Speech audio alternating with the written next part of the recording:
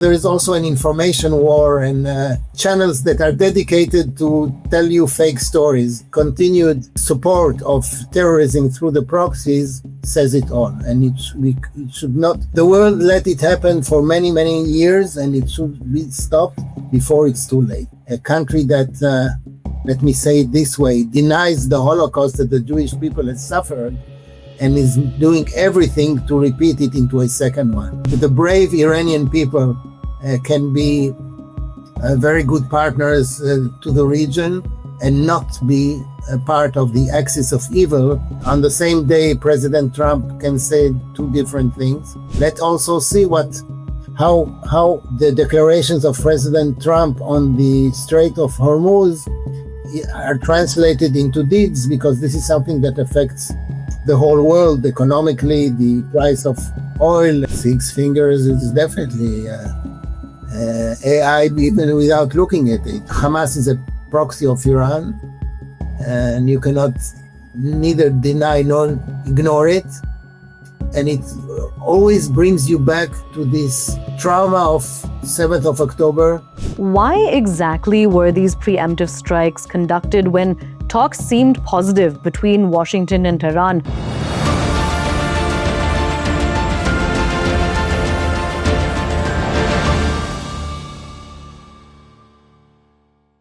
It's been more than 2 weeks since the war against Iran began with a joint operation by America and Israel.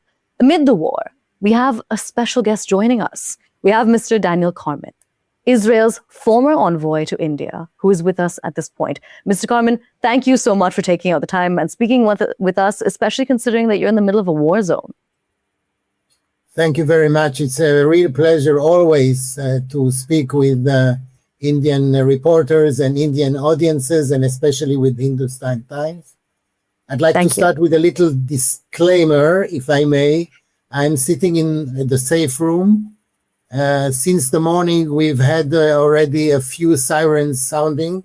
So you might be seeing a live example of what happens to millions of Israeli citizens 6, 7, 12 times per day, which is hearing the pre-siren, the siren, and running into the safe room for 20, 25 minutes until things are cleared and we can go back to normal. But that's not a normal life that we're going through now.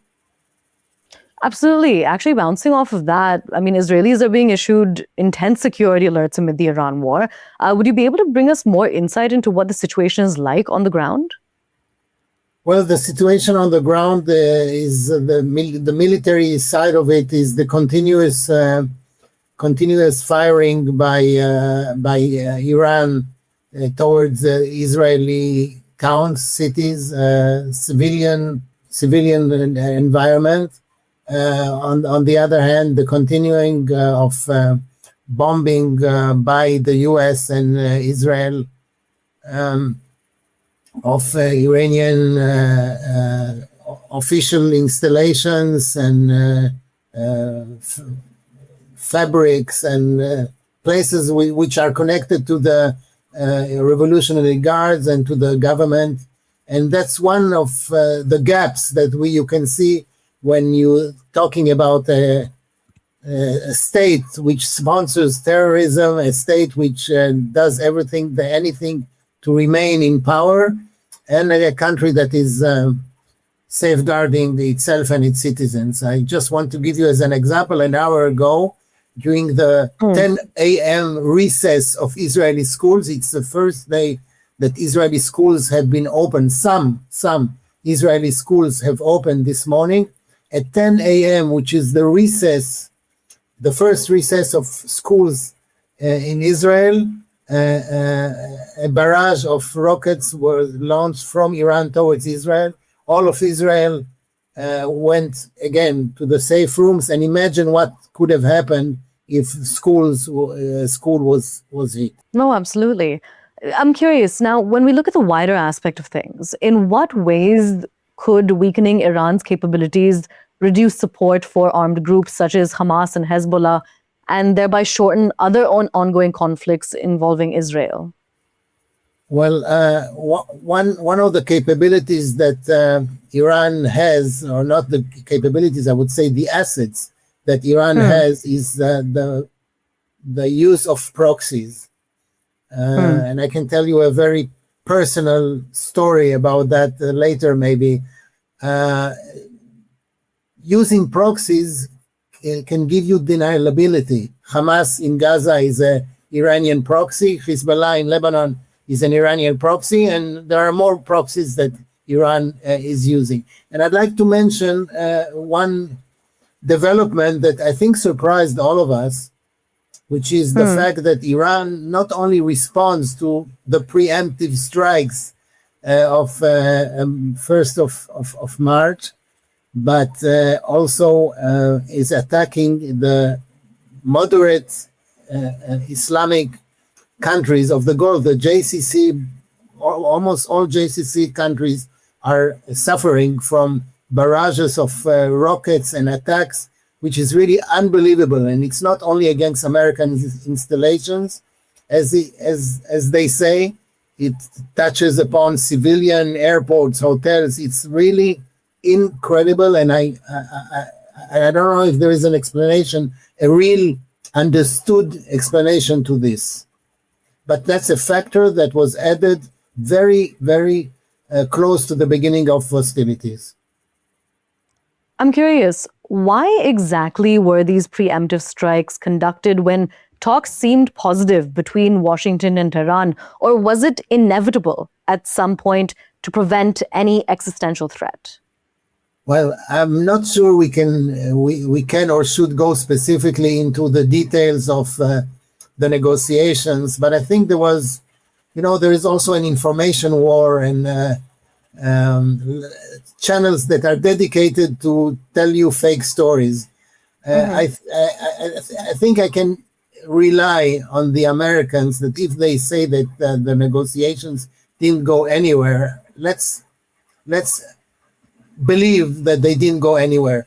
There were some spins, definitely, especially through the Omani mediators' side. I'm not sure they were misleading, but they definitely did not give the whole picture. They were trying to say that things are going well and we're almost there. I think the negotiations, the indirect negotiation between the US and Iran did not go anywhere. And not going anywhere means that they continue they continue to develop their military nuclear capabilities. They continue to develop their ballistic capabilities. They continue to promote terrorism through their proxies. And Iran is Iran. We know exactly what Iran is for the last 40 years or so. Too bad that the world did not only, I think the world understood what Iran is all about, the regime in Iran is all about, the Ayatollah regime is all about. Not only that, but the action that the world has taken was not sufficient, and I think the proof is in today's pudding. It's very interesting that you say that.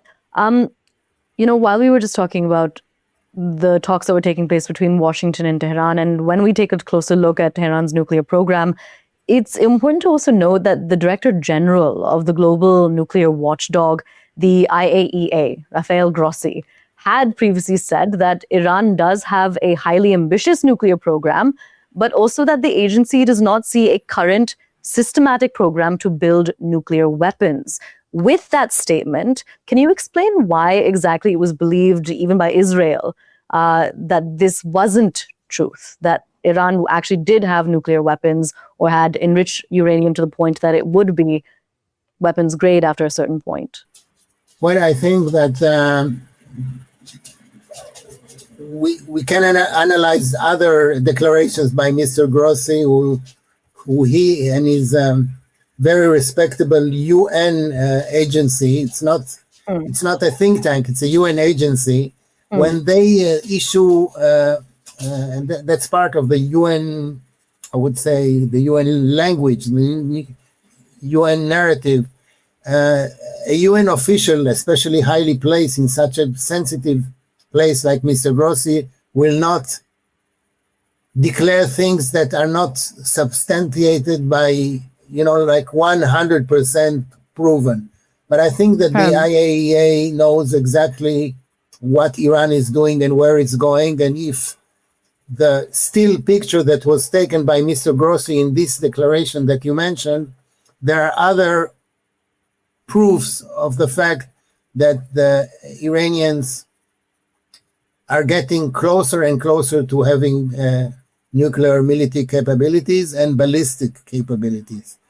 And let me assure you that the Iranians, fooled the world for a few decades. The world knew it one way or the other, but did not do enough against it.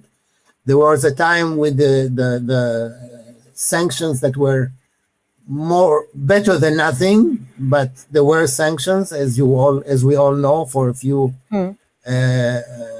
There still are, so to speak. But I would say let's not base ourselves on one declaration. Let's see the truth of the situation, which is Iran, which has been fooling the world and making fun of the necessity to stop the nuclear military development and continue doing so, mocking the world.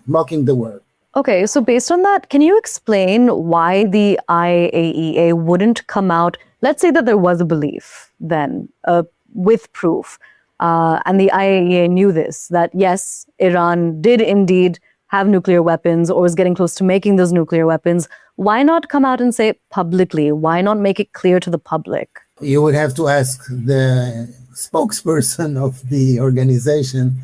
I don't think there is no claim at this stage that the Iranians have crossed the line of having the mentioned capabilities, but they have all the ingredients that could make them go nearer and nearer that. And I think it would be a disaster to cross this line, the line between being a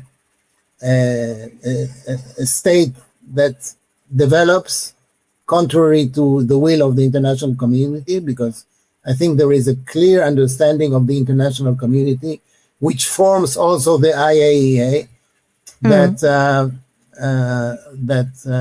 Iran is going advancing in their enrichment program, in the ballistic program. I think it has been a danger for decades, and it continues to be a danger. And if you look at the aims of the war set up by the U.S. And the aims of the war set by Israel, the taking and removing of existential threats posed by the nuclear development capabilities program of Iran, both on the nuclear side and the ballistic side, and the continued support of terrorism through the proxies says it all. And it should not, the world let it happen for many, many years, and it should be stopped before it's too late. And when I say too late, I mean the danger is not in Israel only. It's not only an Israeli problem, and we've been saying that for years.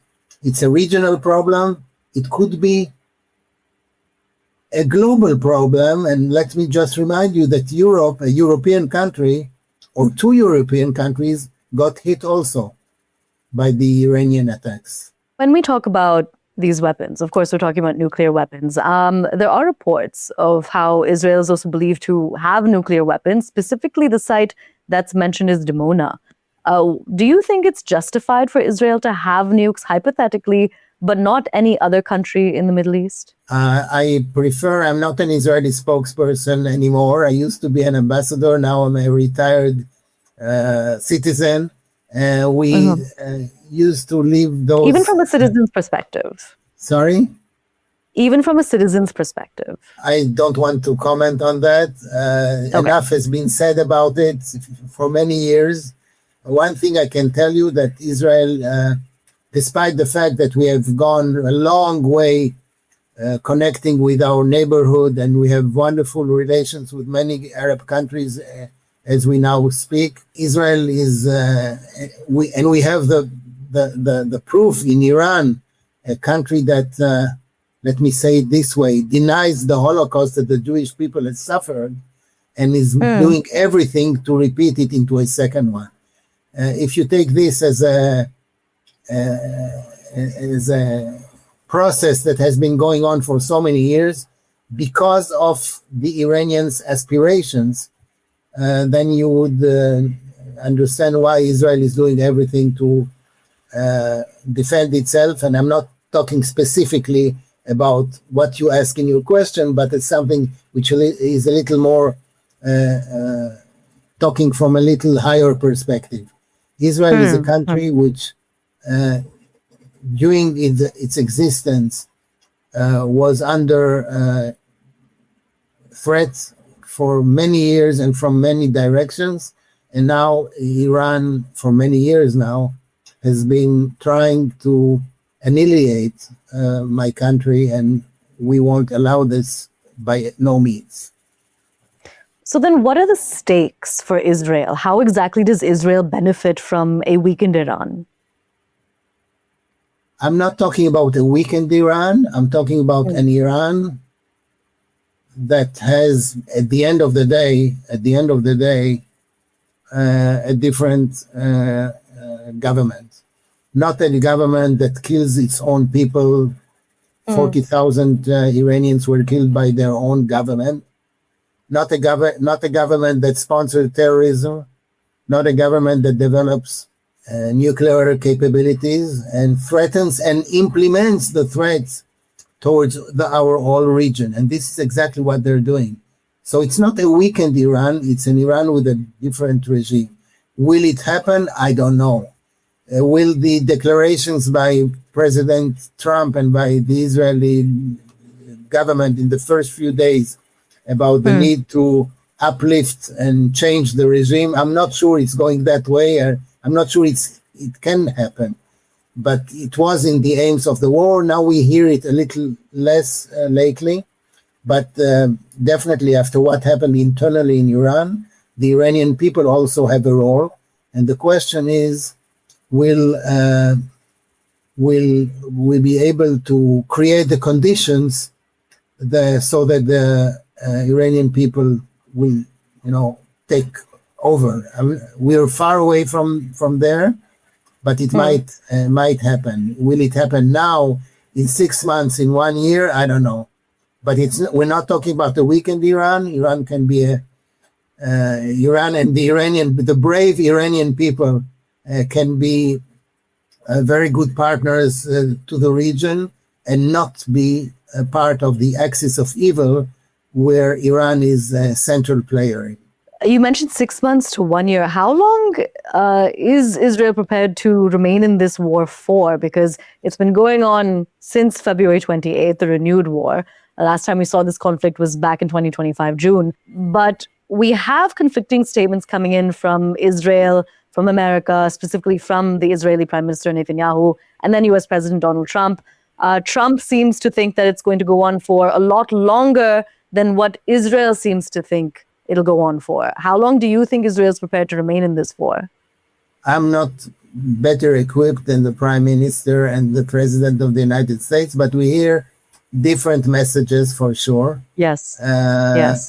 On the same day, President Trump can say two different things, and maybe he means different things, and I don't want to analyze, but it doesn't look as if it's going to end very quickly, unless something happens which we don't know of. As we now speak, it could happen. There are conflicting, estimations of how long it could take, but it shouldn't and it cannot last forever. And I think that a couple of weeks sounds, I don't know if reasonable is the right word. I think war never sounds reasonable, but when you need to do something, you do it. I would say that a couple of weeks would be feasible. More than that might happen also. When I said 6 months, I didn't mean 6 months to end the war. I meant 6 months for the conditions to build up in order to Developments, change the yes. regime internally Yes. by the Iranian people with maybe help from outside. I don't know. But one thing is sure, Israel is not built to be, ready for a. We're not used to prolonged wars. We're used to very quick ones, quick, concise, precise, and ciao. But this Decisive blows, already has yes. not happened either in Gaza or now in Iran. I think the first strike on the first day was militarily, and not only military, a very big success. Our Air Force continues to do great things. The Americans, of course, and I will not comment about what they're doing, but the Americans are doing a great job. And let's also see how the declarations of President Trump on the Strait of Hormuz are translated into deeds, because this is something that affects the whole world economically, the Absolutely. price of oil, the safe passage of ships. And I know, of course, that India is very concerned about this too, and with a very good reason, of course. Absolutely, because 80% of the oil that passes through the strait essentially goes to different nations in Asia. You just mentioned a term, outside help. I wanted to bounce off of that a bit. What exactly has the role of Mossad been in this war? Is there any information that you can divulge about it? I think that what was published in the press, and I cannot confirm or deny what was published in. I don't know. One of the characteristic of covert operation is a fact that they are covered, but I think they play a very important role, and it's a matter that has been there for many years. I just want to remind you a few years ago that where Prime Minister unveiled the result of a big operation bringing archives from somewhere in Tehran to Israel, and other, quite a lot of covert activity.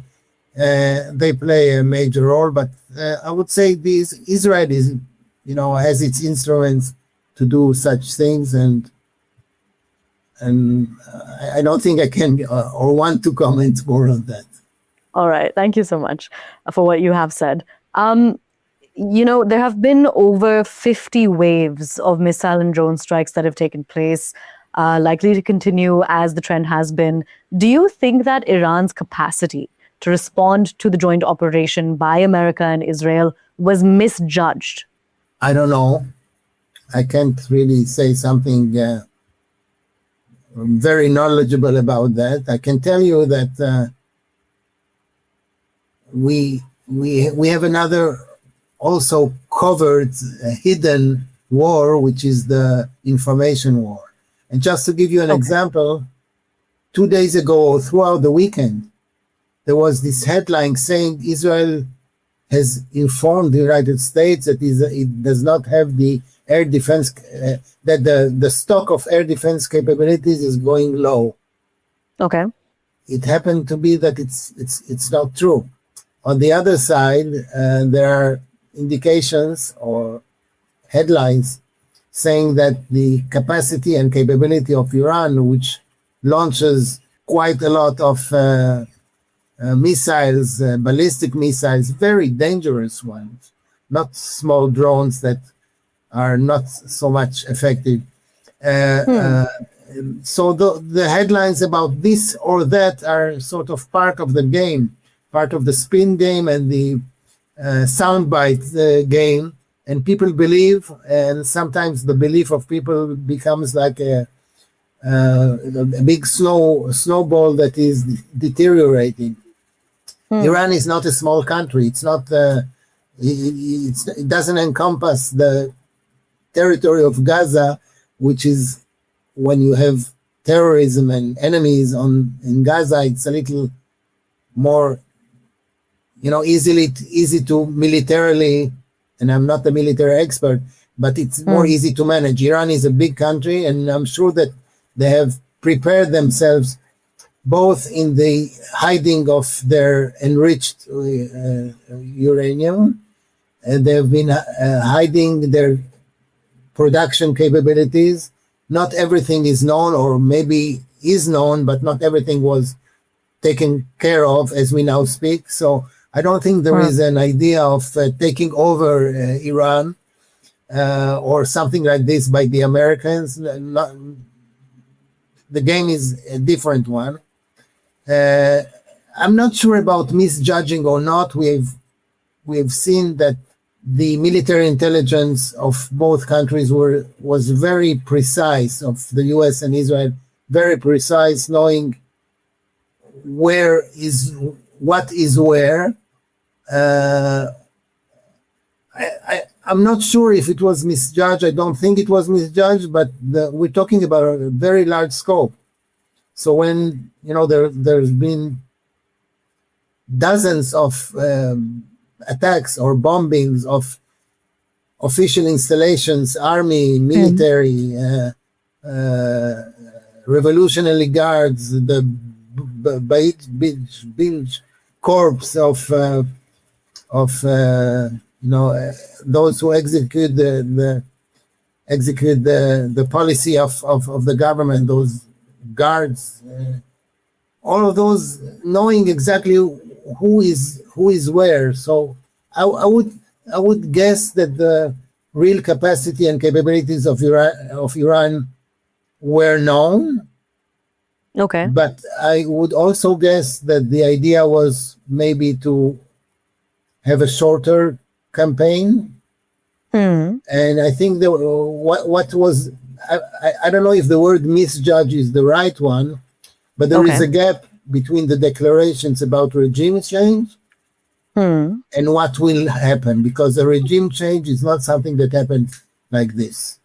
Exactly. So this gap is the big, I would say, opportunity to do something in the meantime until the aims of the war are reached or not. I'm curious, you've been speaking about headlines and in information war as well. All crucial points when you talk about larger narratives. But what are your comments on a recently circulated video, two in fact, the first being of Israel's Prime Minister, Benjamin Netanyahu, which shows him with 6 fingers. And there are these conspiracy theories that are now making their rounds. There's been a second video which is showing the Israel Prime Minister. Many are saying that that is just artificial intelligence. What are your comments on this entire matter? 6 fingers is definitely AI, even without looking at it. You see so many erroneous AI publications, which really makes a joke out of the person who decided to publish them. But as I said before, lots of things that are being published succeed in sort of twisting the public understanding of what really is going on, and it's part of it's a relatively new, innovative part of the war, the information war. And it's not only the AI; it's also the barrage of hundreds of thousands of messages that are received by Israeli citizens. And I understand that also Iranian citizens get messages from the Israeli side saying all sorts of things that promote the narrative or promote the idea of you should, for example, Iranian population, you should do something about it. A campaign, which is the information campaign, it's another ingredient. It's another ingredient in the force that is being used in this particular war. I'm not sure if it's a new ingredient, but it's definitely a very innovative and dangerous one. When is the last time you were able to meet the Israel Prime Minister? January 14 or 15, 2018, like 8 years ago, when I accompanied him in his great visit in India. 8 days. Okay. Yes. And a few months later, I retired. And I'm personally not part of the government anymore. So 8 years ago. All right. There are reports circulating that we could see American troops on the ground in Iran. Again, this is speculation as of this point. Do you think that Israel would join in if this were to take place? You definitely don't think so. Okay. That I'm talking about what I know and what I estimate, and I suggest not taking it as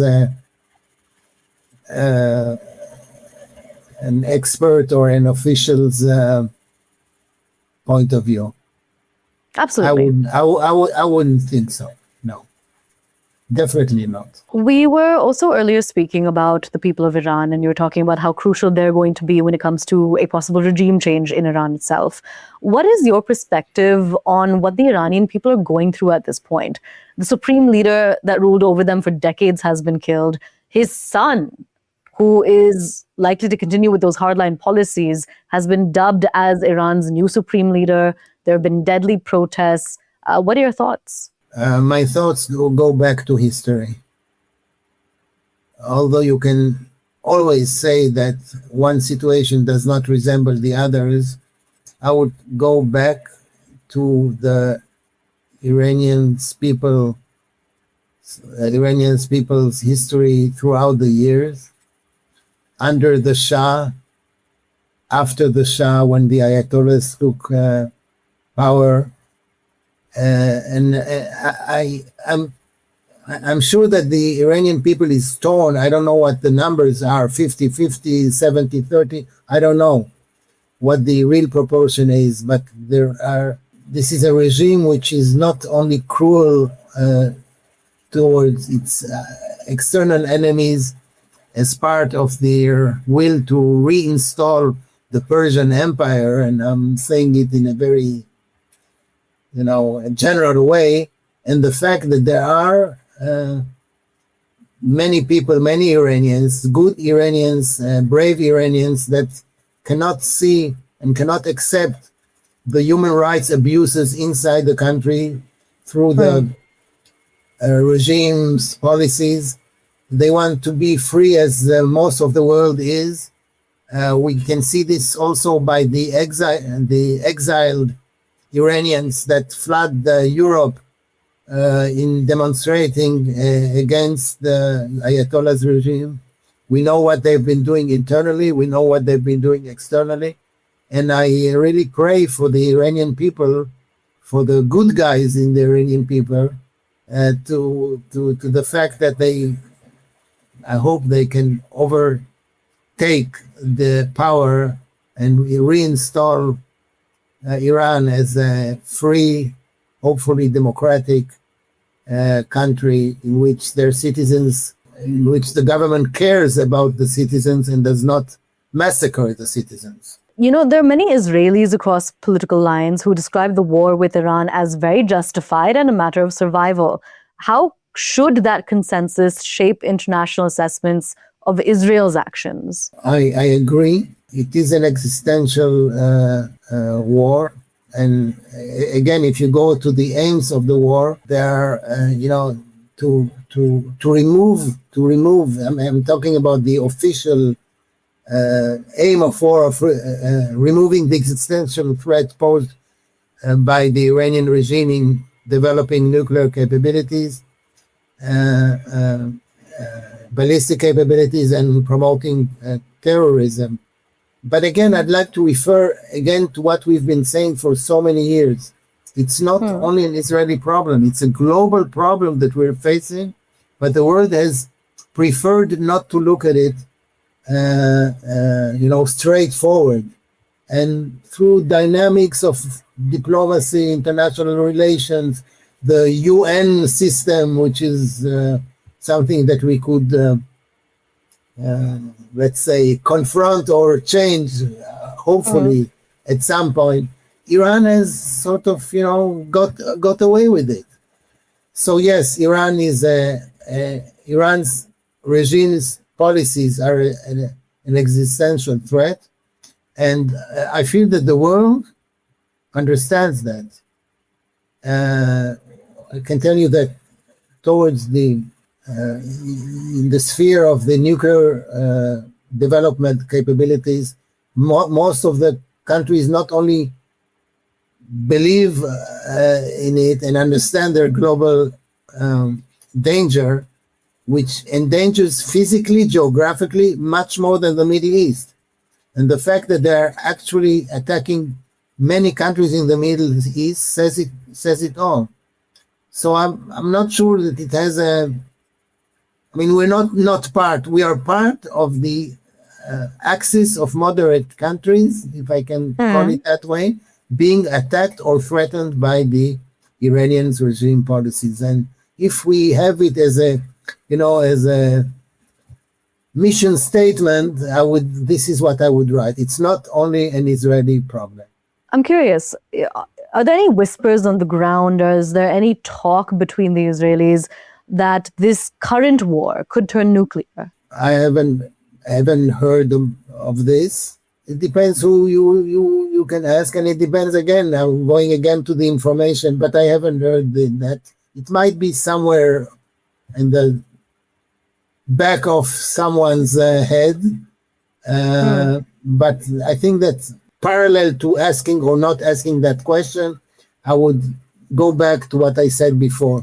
We have to do everything, and when I say we, I mean the world, the global community should do anything and everything so that Iran does not advance towards this capability. God forbid, if Iran continues its progress and development of nuclear capabilities, because in the same way that if and when they do, a country that does not make any calculations when they use their proxies, they can do anything with or without their proxies.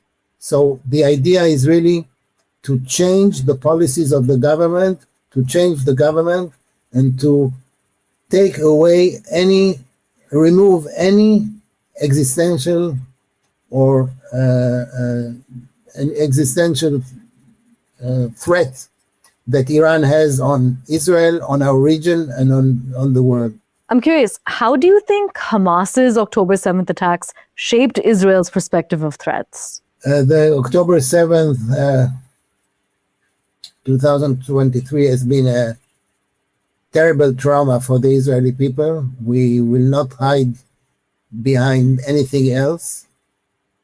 We believe, and unfortunately our government has not agreed yet, we believe that a very thorough inquiry should be made, and there is a wide belief within the society in Israel that it has to be very well investigated, because terrible things happened on the ground, and the principle of having safeguarded boundaries was breached by lots of mistakes that were done. And as a democratic country, we must look back, and we must look and soul search what has happened on the 7th of October. And I'm sure that although the battlefields are different, and we're talking about a different enemy, at the end of the day, it's the same enemy. Hamas is a proxy of Iran, and you cannot neither deny nor ignore it. And it always brings you back to this trauma of 7th of October, to previous traumas that the Jewish people has suffered from. And it really shapes, or at least contributes to the shaping of the defense strategy that Israel is using in safeguarding its territory, but more than territory, its people. It's people who have been attacked and massacred and burned and raped, and all what happened on October 7th. Mr. Carmon, what is the overall view that Israelis have of the ties shared between Netanyahu and Trump? Well, it depends. Since it's a highly internal political question and not only an external question, it depends who you ask. And if there are supporters of the prime minister, they would say great things. And if you're not a supporter, you would criticize. But one thing is certain: President Trump brought our hostages back. With his effort and his conviction, our hostages were brought back after very harsh and cruel stay imprisoned in the Gaza tunnels.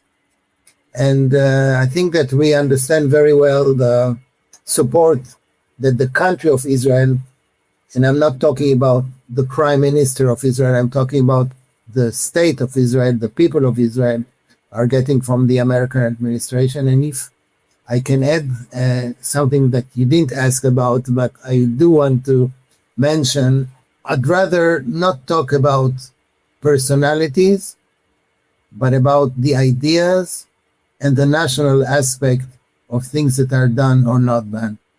So as a diplomat, I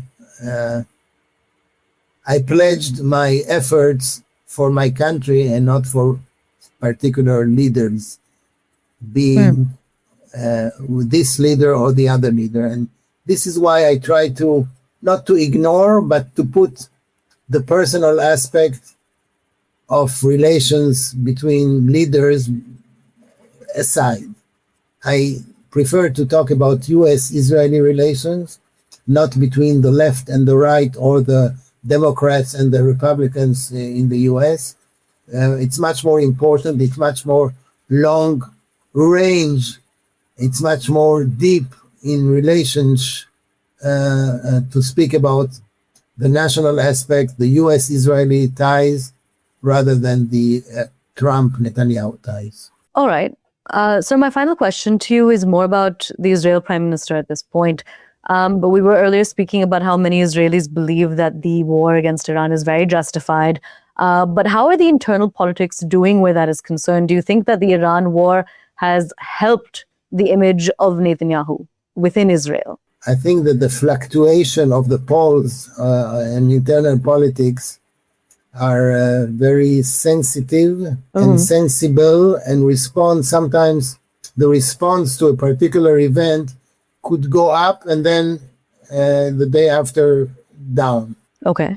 There is no doubt that the war can affect one way or the other the polls towards the elections that will be held hopefully in a few months from now. The latest polls do not show a majority for Netanyahu and his bloc, I would say. If I'm not mistaken, it's more than 60 members out of 120 are probably have in the polls at least a majority. I'm sure we're not talking about a laboratory when things are precise and concise. So I would say, yes, there is an influence. Yes, there is a division. Yes, there is lots of criticism of the prime minister and of the fact that he does not agree to an investigation, a state-led investigation. He does not agree to it. He probably, there is lots of criticism the way he manages the internal politics and the coalition and how pressed he is by his coalition partners. Things can go one way or the other. I have my own thoughts, but since you interview me as an ex-ambassador, I will still keep my thoughts to myself. Feel free if you'd like to. I'm sorry. All right. Maybe after the program. All right. Mr. Carmon, thank you so much for joining us. It's been a pleasure to speak with you. And thank you for the perspective that you've been able to give us of how Israelis are thinking about things in general, what the situation has been like on the ground, also the perspective of Iran at this point, and why this was deemed necessary by Israel. Thank you very much.